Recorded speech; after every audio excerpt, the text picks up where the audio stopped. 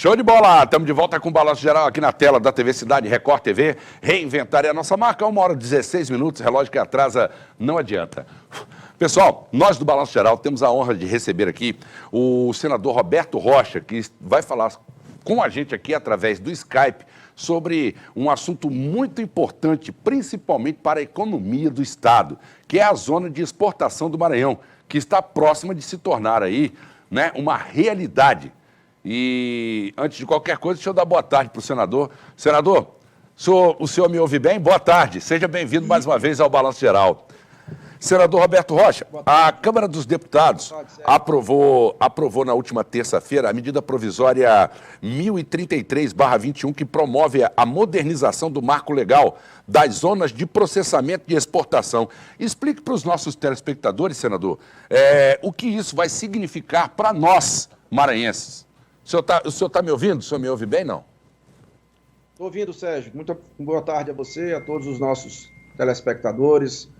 Eu quero dizer da alegria que nós tivemos essa semana de ver aprovado na Câmara dos Deputados a medida provisória 1033 de 2021. É uma medida provisória que originalmente é muito simples. Ela tratava apenas da questão do oxigênio que é produzido em Fortaleza, na ZPE. A única ZPE que funciona no Brasil é a de Fortaleza. E lá tem a fábrica da White Martins. E há uma regra atual, segundo a qual 80% do que é produzido numa ZPE tem que ser para exportação e apenas 20% para o mercado interno. E como na pandemia o Brasil está precisando de oxigênio, foi feita uma medida provisória no ano passado e foi feita uma nova medida provisória esse ano, tratando exatamente disso, de quebrar essa regra de 80-20 para permitir que 100% do oxigênio produzido no Brasil fosse para o Brasil. E ela tem só um artigo, só um ponto, bem simples isso. Ocorre que eu aproveitei a oportunidade da iniciativa do Executivo, que é quem tem a competência para fazer e editar medidas provisórias, e o ano passado fiz uma emenda, e esse ano não tive sucesso, não foi possível, e esse ano eu insisti e nós apresentamos novamente a emenda e conseguimos aprovar na Câmara. Essa emenda, ela altera completamente a medida provisória, na medida em que a gente cria um novo marco legal das ZPEs do Brasil, criando, por consequência, a ZEMA no Maranhão, Zona de Exportação do Maranhão. Agora, é uma medida que vai ajudar o Brasil como um todo, especialmente o Nordeste. É a única oportunidade que nós temos de industrializar o Maranhão. Isso significa que a gente vai mudar completamente a base econômica do Maranhão, que atualmente é muito primarizada. Esse é um grave problema do Maranhão. O que é que sai pelo porto aí o dia todo dia? Minério de ferro vindo do Pará, do jeito que arranca do chão, e a soja, do jeito que também é plantada, arranca do chão. Produto primário e produto semi-elaborado. Há um equívoco extraordinário na lei atual que desonera, que isenta os produtos primários e semi-elaborados para exportação.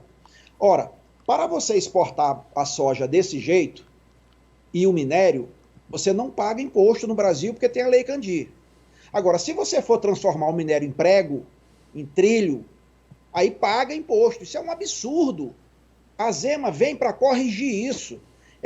Cria uma válvula de retenção, um mecanismo que vai fazer com que o valor agregado seja no Brasil. Nós vamos industrializar no Brasil, não é mais na China ou fora do Brasil. Isso vai dar oportunidade de emprego aos maranhenses que nunca tiveram. Por isso é que o maranhense tem que ir embora para outros estados em busca de oportunidade, deixando no peito da mãe e do pai apenas a dor da saudade. O Maranhão é o campeão de exclusão social e, consequentemente, de expulsão social, porque o Maranhão não cria oportunidade para os maranhenses. O Maranhão é rico e o maranhense é mais pobre do Brasil. Por quê? Porque o maranhense não é sócio da sua própria riqueza. Mas isso está com os dias contados.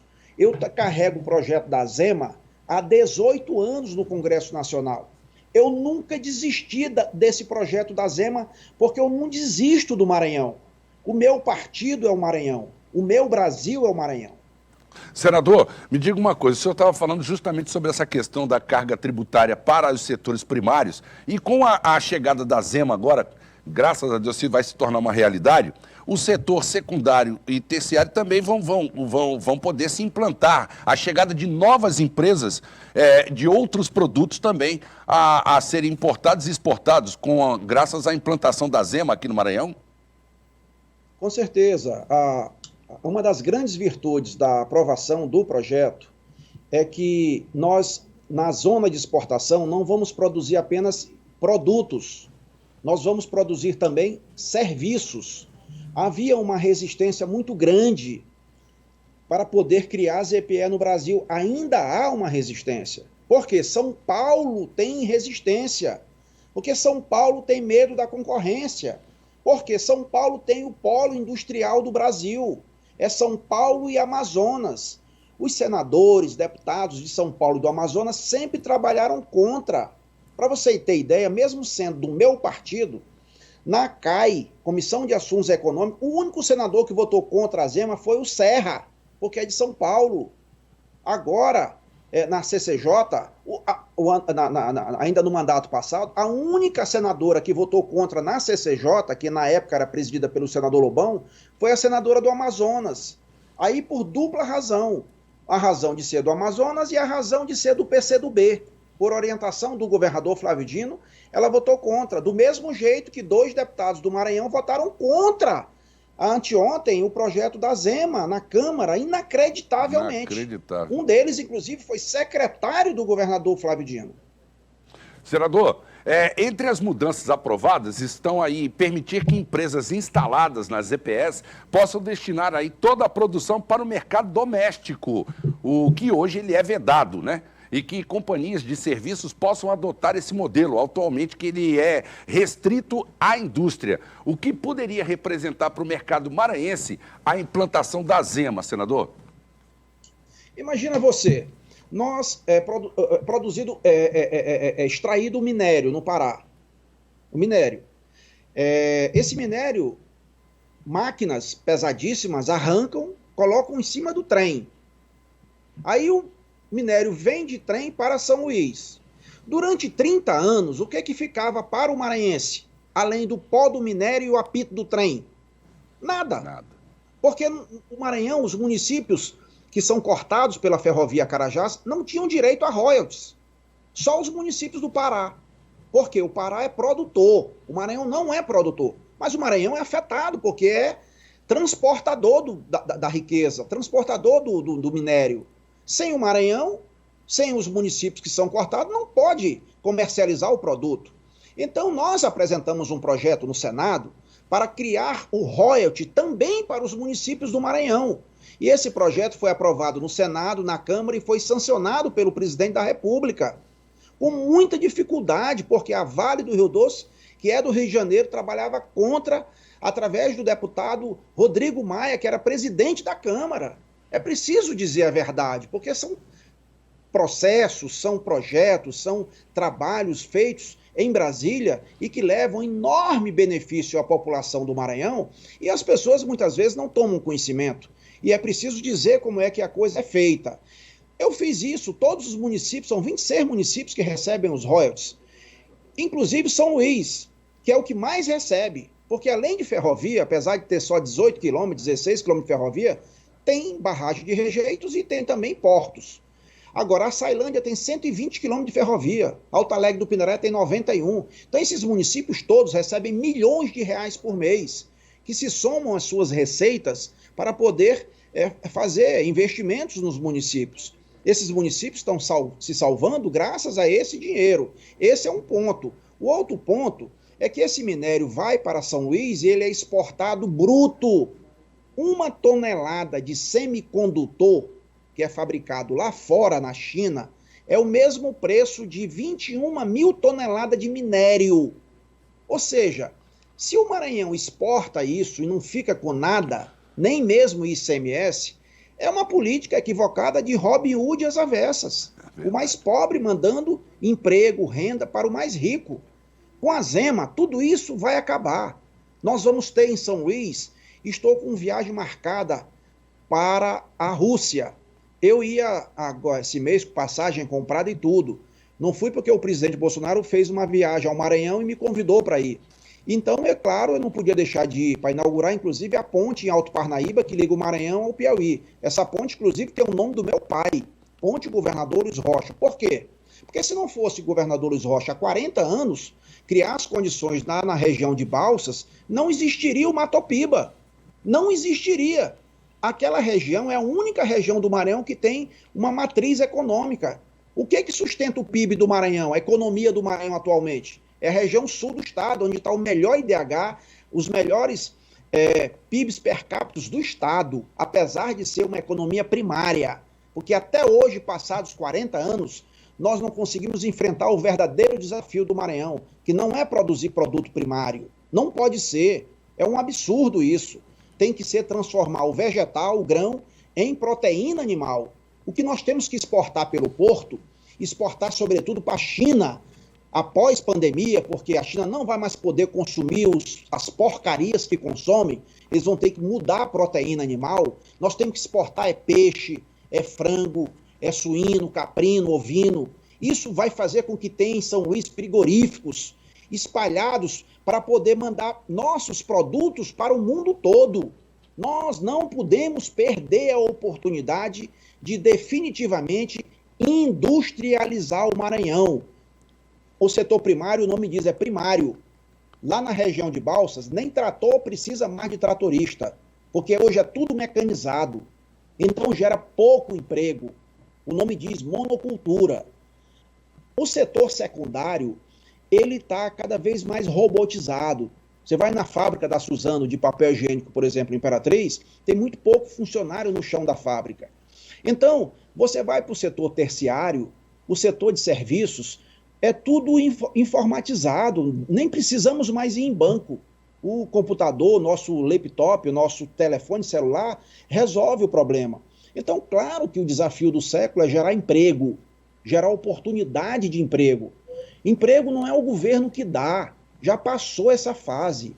A função do governo é gerar oportunidade de emprego. E aí a gente vai, enfim, gerar essa oportunidade aos maranhenses no processo de industrialização do Maranhão a partir da ZEMA, Zona de Exportação do Maranhão, e da Base Espacial de Alcântara. Senador, é sobre isso que eu ia falar. Vamos falar de tecnologia e da mudança de vida de pessoas, né? O senhor foi o primeiro parlamentar maranhense a defender aí o acordo de salvaguarda tecnológica da base de Alcântara, assim como o primeiro parlamentar também a levar investimentos para o município de Alcântara para melhorar as condições das agrovilas.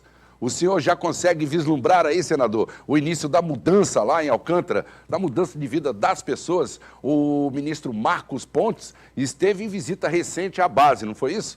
Como foi essa visita aí? Conte pra gente. Sim, Alcântara é um município que tem 1.470 quilômetros quadrados. A ilha de São Luís, ela é maior que a ilha de Hong Kong. Ela é o dobro do tamanho da ilha de Singapura. Hong Kong e Singapura disputam hoje o melhor IDH do planeta. O que tem em Hong Kong e Singapura abundantemente? Capital, muito dinheiro. O que é que não tem? Não tem recursos naturais, não tem água, não tem energia. O que é que tem em São Luís abundantemente? Nós temos trabalho, mão de obra, e nós temos terra, mas não temos capital. O que está faltando ao Maranhão é gerar uma oportunidade, um ambiente de negócio para atrair investidores do Brasil e do mundo inteiro. Repito, isso se faz com uma área de livre comércio que a ZEMA, inclusive, nós estamos aprovando, estendendo os benefícios até a base de Alcântara. Nós estamos aprovando para que possamos ter ZPEs que não precisem ser na mesma área, ou seja, intermitente. A gente não precisa ter numa área contígua. A gente pode ter uma ZPE aqui a 30 quilômetros, até 30 quilômetros, ter também ZPE para poder permitir que Alcântara seja incluído no processo de industrialização. Claro que para a indústria aeroespacial, porque São Luís, além de tudo, Sérgio, ela tem as suas barreiras naturais, porque é uma ilha. Então tem um controle aduaneiro fácil. só tem 3 saídas. É a de aeroporto, que já é alfandegado, a do porto, que também já é alfandegado, e a rodovia, com a ferrovia, que precisa alfandegar. Portanto, o controle aduaneiro é fácil. Eu não tenho dúvida. Nós estamos aí caminhando para um futuro muito, mas muito melhor, que vai emancipar o maranhense de uma vez por todas. Ok, senador, vamos falar de uma notícia boa aqui. Foi noticiada na imprensa aqui do estado do Maranhão a aprovação da licitação dos projetos de transposição da Baía de São Marcos, que banha a ilha de São Luís. Está prevista aí a construção de uma ponte de 2,7 quilômetros, ligando aí o bairro do São Francisco ao Anjo da Guarda, precisamente a Ponte do Bonfim. Fale um pouco desse projeto aí para os nossos telespectadores, por favor. Olha, essa ponte, ela é sonhada pelos moradores da Vila Embratel, do Anjo da Guarda, de todas aquelas comunidades da região do Eixo Taquibacanga. A região do Eixo Taquibacanga, hoje, ela tem uma população maior do que Imperatriz. Então, por si só, já justifica o investimento. Por si só, já justifica o investimento. Então, vocês se lembram que lá em Imperatriz, o governo do estado, recentemente, não agora nesse governo, mas no governo do Zé Reinaldo com o Jackson, foi construída uma ponte gigante sobre o rio Tocantins. Ora, se nós temos uma população em São Luís que é maior do que Imperatriz, então, claro que justifica esse investimento. Por si só, já justifica. Lá tem uma única entrada e saída, que é a barragem do Bacanga. Verdade. Eu convido você, convido a TV Cidade, vai ver lá como é que está a barragem do Bacanga. Qualquer hora aquilo vai ser cortado. Verdade. Porque o Estado, o governo do Estado não cuida. Então, o que nós temos também lá? A Universidade Federal, a cidade universitária. Agora, imagina você, considerando a realidade da Zema. A Zema vai funcionar onde? No Itaqui, ali no complexo do Itaqui, exatamente na região do Eixo Taquibacanga. Então aquilo vai explodir, vai ter muito movimento lá. Então essa ponte já é pensada por mim há algum tempo, não é só a ponte. Quem conhece o Anjo da Guarda, como eu conheço, sabe que só tem uma entrada e uma saída. Verdade. Não tem duas. Você entra e sai pela mesma rua. Ou seja, nós vamos construir uma via que vai sair lá da ponta do Bonfim, onde vai sair a ponte que vai chegar até lá na Avenida Litorânea, lá na Ilhinha, e vamos fazer a avenida em terra para contornar o Anjo da Guarda, chegando até a Avenida dos Portugueses. É uma obra grandiosa? É uma obra grandiosa. Mas vem cá, por que não pode ter uma obra de vulto no Maranhão? Por que não pode ter em São Luís? Claro que pode ter e vai ter. Agora, claro que tem gente que só é acostumado a fazer com dinheiro do governo emprestado, dinheiro emprestado, rua, pintando de preto, que no primeiro inverno vai embora, praça e festa. Não há uma única obra de infraestrutura nos últimos anos no Maranhão. Quando alguém vem falar de uma obra de infraestrutura feita pelo governo federal, chama de mentiroso. Mas olha, eu não estou preocupado com isso. A minha preocupação é em elaborar projetos bem feitos. Para quê? Para a gente poder licitar a obra. Não há hipótese de ter obra de infraestrutura sem ter projeto. Só esse projeto custa mais de 14 milhões de reais. Só o projeto. A obra está estimada aí em 270, 280 milhões de reais. E nós temos condições de fazer a obra, sim, e vamos fazer. Essa vai ser uma obra revolucionária. E digo mais a você. Preste bem atenção no que vou dizer a você, meu amigo conterrâneo e conterrânea. Com a base de Alcântara, necessariamente, no futuro próximo, nós vamos ter a necessidade de receber máquinas e equipamentos grandiosos, tipo turbinas de satélite. Agora, aonde é que vai o navio parar? Em Alcântara. Não tem um porto em Alcântara. Ah, mas tem um projeto de um porto dos portugueses. Custa quanto? 10 bilhões de reais para fazer o porto em Alcântara. Bacana, tá bem. E onde é que já se viu falar de um porto que não esteja ligado a uma ferrovia? Ou uma ferrovia que não esteja ligada a um porto? Não tem ferrovia em Alcântara. Já em São Luís tem 3 ferrovias. Ferrovia Carajás, Ferrovia São Luís Teresina e Ferrovia Norte-Sul. Ora, Então, você diz assim, para fazer uma ferrovia até Alcântara, você vai ter que sair de Alto Alegre do Pindaré até Alcântara. Agora, quanto custa isso? Mais ou menos uns 4, 5 bilhões. Então, se você somar o porto, que é 10 mais 5, tá 15 bilhões de reais. Aí vem uma pergunta. Vem cá, e quanto é que custa uma ponte rodoferroviária ligando Itaqui e Itaúna? Eu não estou falando, Sérgio, de construir uma ponte de 12 quilômetros na capital do estado mais pobre do Brasil até a região mais pobre do estado. Eu não estou doido, eu não sou maluco e irresponsável, não. Isso não existe. O que eu estou falando é de ligar dois ativos econômicos de atrativos internacionais. São dois presentes de Deus que nunca foram desembrulhados. A base de Alcântara, que é o lugar mais alto do planeta, a melhor janela para os ares. E o porto do Itaqui, que é o lugar mais fundo, a melhor porta para os mares. Atrativos internacionais, que têm interesses internacionais. Recentemente nós assinamos 4 contratos, 4 empresas, 3 americanas e uma canadense, com o presidente Bolsonaro, para investir em Alcântara. A SpaceX, do bilionário americano, está indo para Alcântara. Claro que estão querendo já discutir a questão do porto, como é que vai atracar o navio com as máquinas e os equipamentos. Muita coisa vai ser fabricada em Alcântara? Vai, mas tem outras que não, como uma turbina, por exemplo, tem que ser pelo navio, não tem como vir de trem, não tem como vir de carreta, não tem como vir de avião. Aí é que entra a possibilidade de fazer desde já o projeto para, no futuro, quando for viável, executar a obra. E é obra de capital privado, é dinheiro privado, não é dinheiro de governo, não. Eu não sou estatista, eu não sou daqueles que acham que o poder público, o governo, é que tem que prover todas as necessidades da população. O governo tem que ser promotor do desenvolvimento, não provedor. Essa ponte, ela poderia ser feita pelo capital privado, mas ainda não há atrativo econômico para isso. Como é que vai cobrar da região do eixo Taquibacanga das pessoas pobres? Não tem jeito, então o governo federal vai fazer a ponte. Agora, ela é a primeira etapa, entenda o que eu estou falando, a primeira etapa da ponte que vai ligar São Luís a Itaúna. Essa ponte agora vai ligar o São Francisco até o Itaqui. Na verdade, até o porto do Itaqui. E depois ela vai ter uma ligação do porto do Itaqui até Itaúna. Então, diminuiu de 14 para 12 quilômetros, menos de 12 quilômetros, porque essa ponte tem 2.700 metros. Essa ponte que vai ser licitada agora.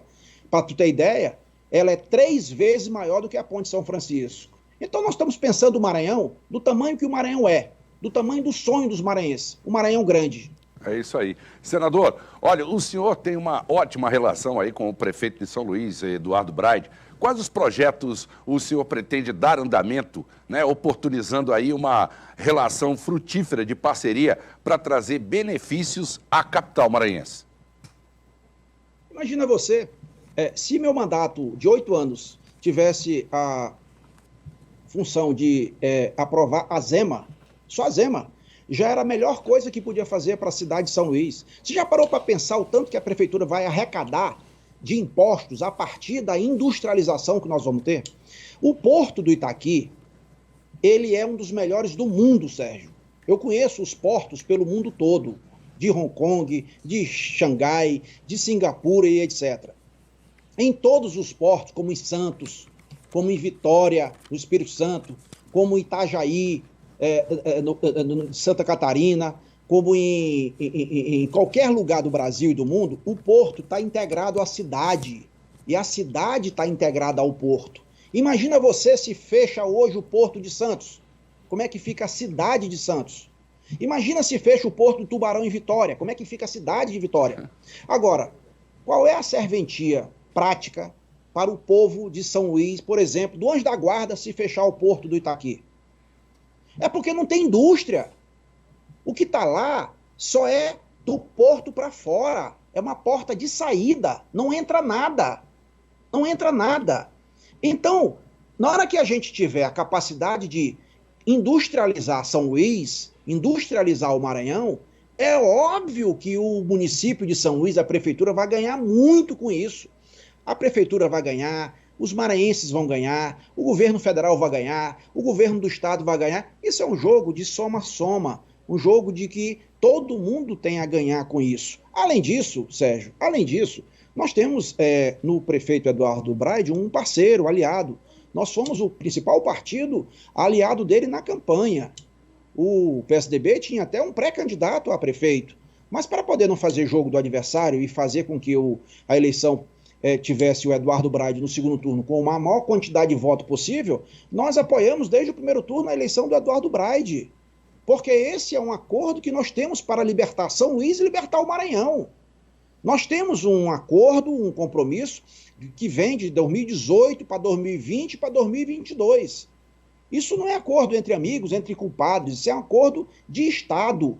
Se a gente pode fazer por São Luís, juntos nós poderemos fazer muito mais pelo Estado.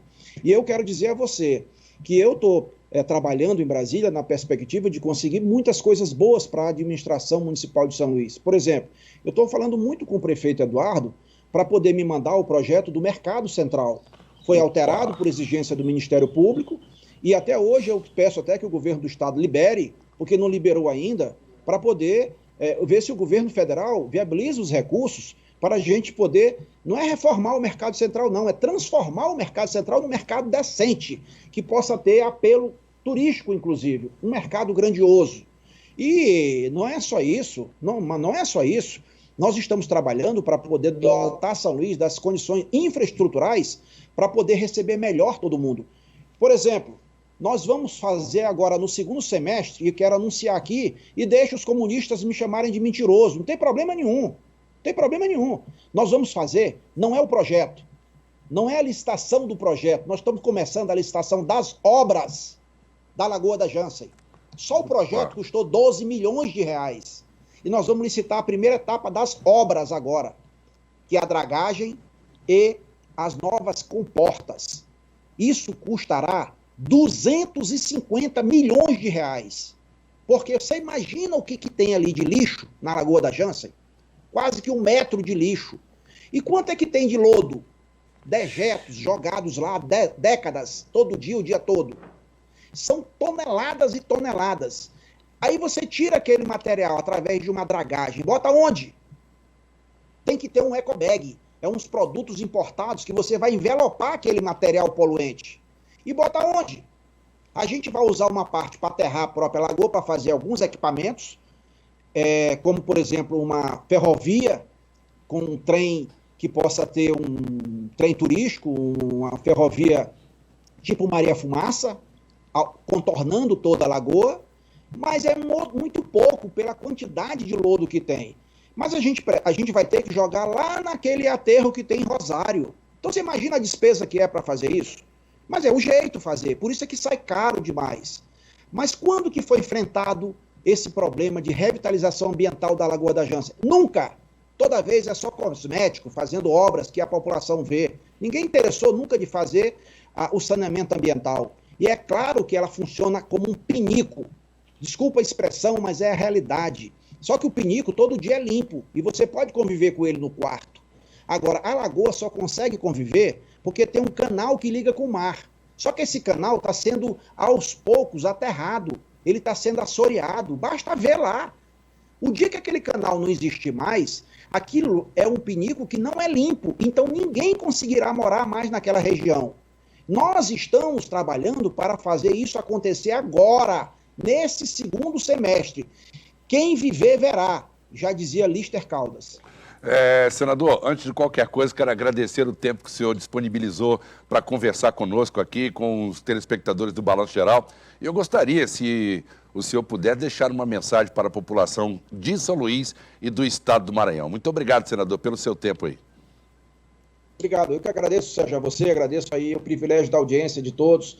E dizer que estive com o presidente Bolsonaro recentemente em Alto Parnaíba, em Imperatriz e em Açailândia. Lá nós inauguramos obras importantes e inauguramos e entregamos títulos de terra, com os devidos cuidados. tanto que nenhum de nós teve problema nenhum, graças a Deus. Mesmo assim, o governador do Maranhão, ao invés de estar lá, ao invés de estar recebendo o presidente, se não ele, alguém do governo, não, multou o presidente da República, inacreditavelmente, inédito isso. Por que não multou o senador Roberto Rocha também? E os deputados que estavam lá? E os ministros que estavam lá? Multou só o presidente, porque é uma questão de natureza política. Não se pode governar desse jeito. Eu já disse e repito, meu partido é o Maranhão. Não interessa para mim quem é o presidente, não fui eu que elegi. Mas eu tenho que conviver com ele em benefício do povo do Maranhão. O Maranhão é o estado que mais precisa do governo federal. O governador não pode representar o partido dele, o seu próprio interesse, o seu próprio projeto. Ele não tem que governar com os olhos nas urnas em 2022, tem que governar para o hoje. Quando ele olha para tão longe, ele esquece a gestão. Então eu disse ao presidente, presidente, a melhor maneira que você tem de dar uma resposta para o governador é mandando o ministro da Saúde a São Luís, para poder ajudar na construção de uma barreira sanitária para proteger a população da ilha, que tem 4 municípios, dessa cepa indiana que foi descoberta pela própria Anvisa no porto de Itaqui através de um navio indiano. E ele fez o quê, o Bolsonaro? Em menos de 48 horas, o ministro da Saúde chegou em São Luís. Chegou em São Luís e levando mais 300 mil vacinas que nós pedimos que levasse. Essas 300 mil vacinas extras e mais 600 mil testes. O Maranhão já recebeu do governo federal mais de 3 milhões de vacinas. E tem quantas ainda por vacinar? Mais de 700 mil doses. Então não falta vacina, nem no Maranhão e nem em um estado do Brasil. Eu desafio um governador dizer que solicitou vacinas ao Ministério da Saúde e não foi atendido. Duvido, pelo contrário. O que está demonstrado é que o problema não é vacina, o problema é vacinação. E no Maranhão é o único estado do Brasil que eu conheço que o governador retém vacinas, que ele nunca comprou nenhuma, recebe do governo federal, na hora que chega ele envelopa com vermelho, como se fosse do governo do estado as vacinas, e em municípios cujo prefeito não é o seu subordinado, que ele não quer aliado, ele quer alienado, ele simplesmente retém as vacinas. É assim em São Luís, é assim em Chapadinha, é assim em Imperatriz, é em vários municípios. Ora, o que a população de São Luís tem a ver com essa disputa política? Tentando prejudicar o prefeito por conta de vacina, fazendo campanha política para o seu secretário com vacina, como se fosse panfleto, como se fosse santinho. É verdadeiramente um absurdo. E outra coisa, quem é que vacina pelo Plano Nacional de Imunização? É o prefeito, é a prefeitura. Pelo plano, quem compra a vacina é o federal, quem distribui dentro do estado é o governador do estado e quem aplica é o prefeito. E aqui eu termino deixando aqui os meus cumprimentos ao prefeito Braide, ao prefeito Eduardo Braide, que mesmo diante dessa perseguição, mesmo diante dessa situação em que o governador retém vacinas, o prefeito Braide tem tido um tratamento nessa questão de modo a ser exemplar para o Brasil. É notório o reconhecimento de todos que São Luís, nós já estamos chegando aí na casa dos 20 e poucos anos para vacinar. Isso é mérito do prefeito, pela gestão que ele tem feito na saúde, nessa época de pandemia. Claro, não tem faltado o apoio em Brasília. O apoio de quem? O apoio de quem representa o Maranhão. Não é o apoio de quem representa um partido ou uma vontade política. É o apoio de quem representa o Estado. Eu não sou representante do governo do Estado. Eu não sou representante, muito menos, do governador. Eu sou senador da República, representando o Estado do Maranhão. O dia que eu for eleito sozinho, eu posso representar a minha vontade. Ou então, o dia que um partido me eleger sozinho, eu posso representar o partido. Mas do PSDB, eu nem fui eleito pelo PSDB. Eu fui eleito pelo PSB de bola. De tal modo que eu repito, como disse 2 vezes nessa entrevista, agradecendo. O meu partido é o Maranhão. O meu Brasil é o Maranhão. E eu não desisto do Maranhão. Por isso é que nós estamos agora prestes a comemorar a aprovação definitiva desta feita no Senado Federal. Espero ser o relator dessa matéria no Senado, que cria a Zema, para poder a gente definitivamente emancipar o Maranhão e o povo maranhense. Muito obrigado a você. Obrigado, senador. Muito obrigado. Bom, nós tivemos o prazer de entrevistar o senador Roberto Rocha aqui no Balanço Geral. Show de bola. Bom demais.